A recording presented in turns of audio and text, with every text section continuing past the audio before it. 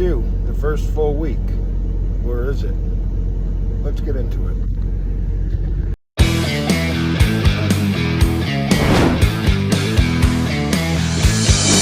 It's prime time, baby.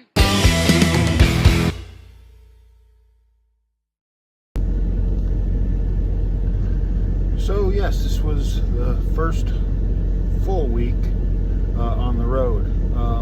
However, the week started out a little bit rough. So I believe we ended up last week, we were heading back to Pennsylvania. And on the way there were some pretty bad rainstorms. And the motor for the wipers broke. So we were disabled on the side of the road because you can't very well drive in torrential downpours with no wipers. So we stayed for a couple of hours on the side of the road until the rain let up. Communicated with emergency service.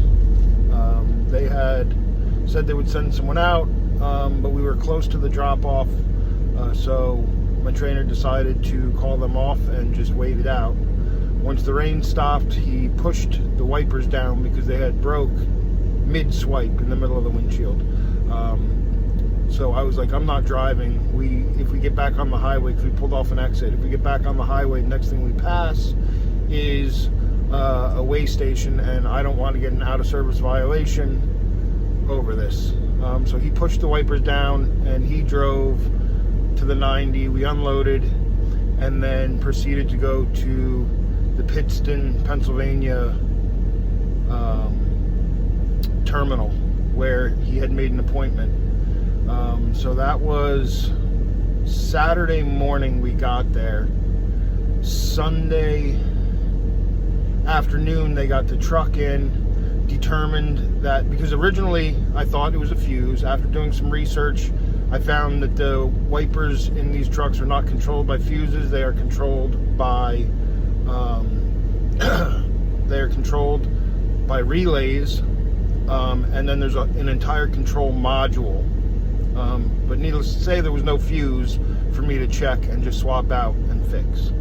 So at that point, I gave my diagnosis when we were bringing the truck in. I said it's either got to be the relay or the motor itself. Well, the long and the short of it is it ended up being the wiper motor. They had to get the part.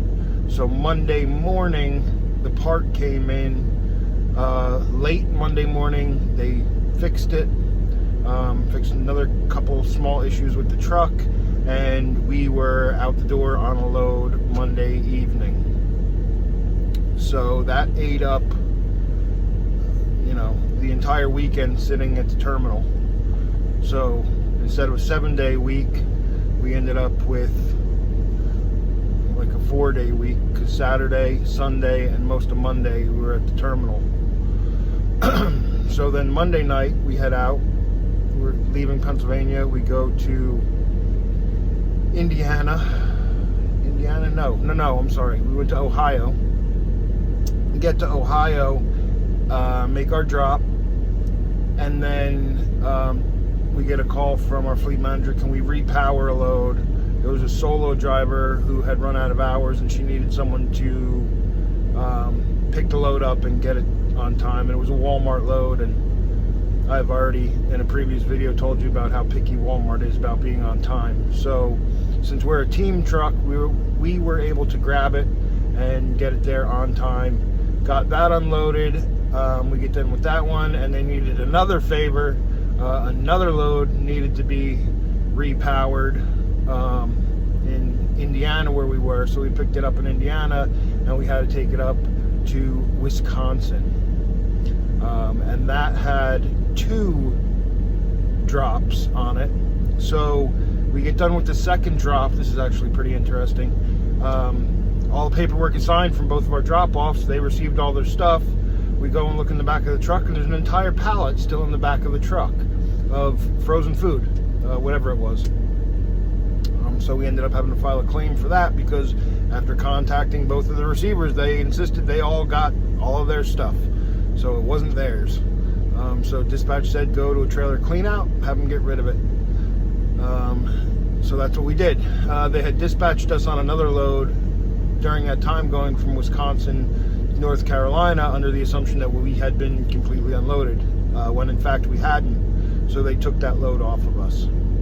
Well, we ended up going to a trailer washout in Wisconsin, which Wisconsin was a very interesting time while we were out there. The wildfires in Canada were blazing, and at one point when we first got to our first drop-off there, we pull into the retention yard where you're sitting to wait to be assigned a door, and I couldn't even see the building. The smoke was so thick. Yeah, that was very interesting. But anyway, so we go, and this trailer washout place, the guy is like, he kind of uses every means possible to make money.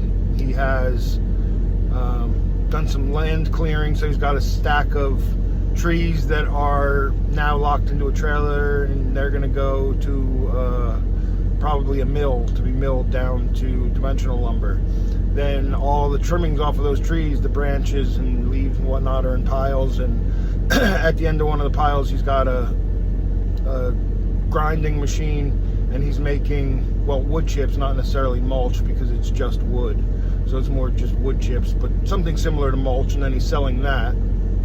And then he's got several diesel trucks and reefer trailers on his property that he's doing repairs to. So he's pretty much a jack of all trades. So when he gets the pallet of frozen food, he had a reefer trailer on his property.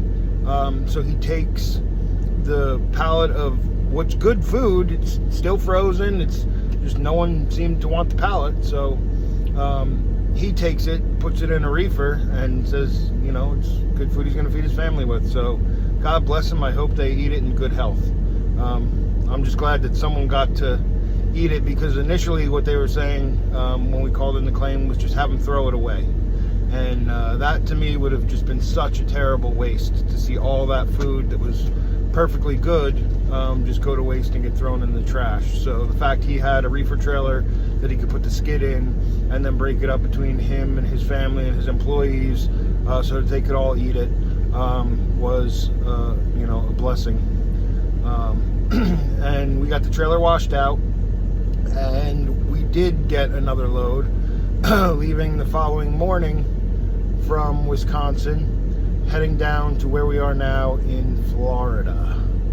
Yes, we are right outside of Orlando, Florida right now. But we don't unload until Monday or Tuesday morning, and there's 3 drops.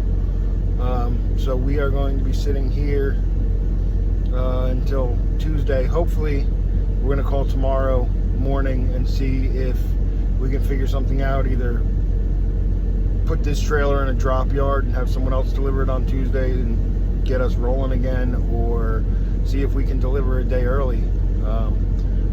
But if not, then we'll be sitting here for 2 days until we can deliver on Tuesday to the 3 stops. But yeah, it was an interesting week. Mileage wise, not the best week because of the downtime, but you know, this is the industry we're in. We're in trucking, and these things happen. You know, you have breakdowns, you have, you know, adversity like you'd have in any position, any job, anywhere, and you deal with it. You just do the best you can. So not every week is going to be stellar, but I'm getting some experience. I've really had a chance to work on my backing, and I've gained a lot of confidence in that now. Much more confident backing the trailer of this size. Prior to coming here, I could back a small trailer pretty confidently, like a boat trailer, a utility trailer, a small car trailer. But the fact of the matter is, these 53s, they do not come around the same. And now that I've backed a couple of times with the tandem in different spots, I realize the different ways that the trailer pivots based on where the tandem is in relation to the drive wheels of the truck, and how it comes around even slower if the tandems are all the way to the back of the trailer. And you know, these are some little things that, you know, in time you'll pick up on, and I'm starting to pick up on. So now we're going to go into the question everyone has every week, the money. So this week as I told you in a previous video, I'm getting reimbursed for my school because I went to school and came to Prime with my CDL. So I got another month's reimbursement. They are reimbursing $500 a month over the first 3 months I'm here. So now I have 2. I've gotten 1,000 of the 1,500 that they're going to reimburse back, and that was in this check. And then, as I said in the previous video, they guarantee you $900 for a week. There's a minimum you get paid per day, and if that's all you make through the week, the minimum, then you'll make that $900, and then minus taxes, like, you know, $700, whatever it works out to be.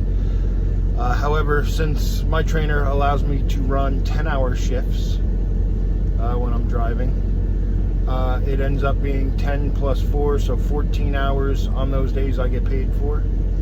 So I end up with some overtime on my check. And again, my check, if you take out the $500 reimbursement, was over the $900, close to about $1,000 this week.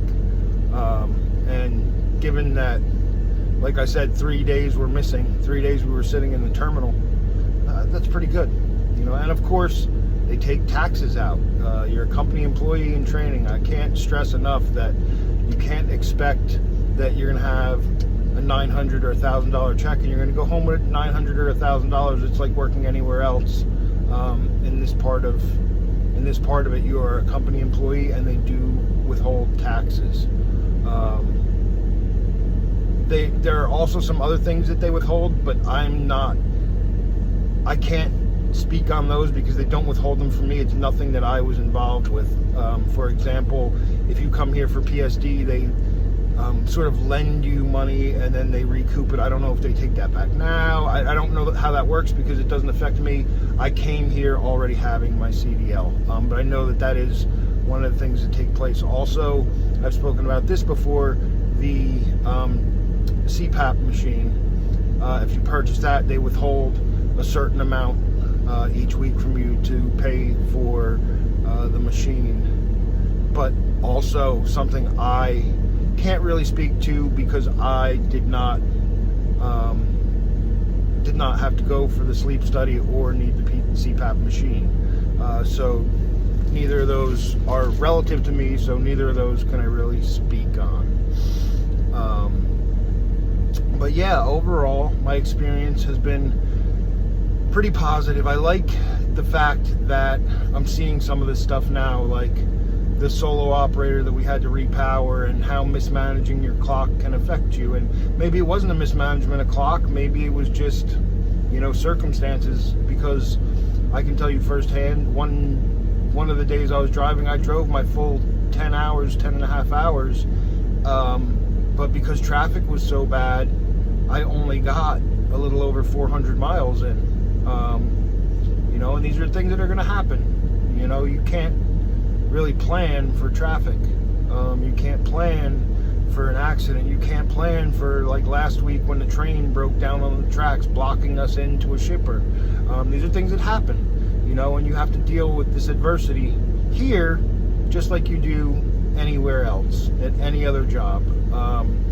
And at the end of the day, I feel like, you know, I am here for a reason, and every day God is teaching me some kind of lesson, and I'm trying to take those lessons in grace, and trying to grow as a person, because I am a very firm believer that when you stop learning and you stop growing, that life loses its flavor, and what is the point?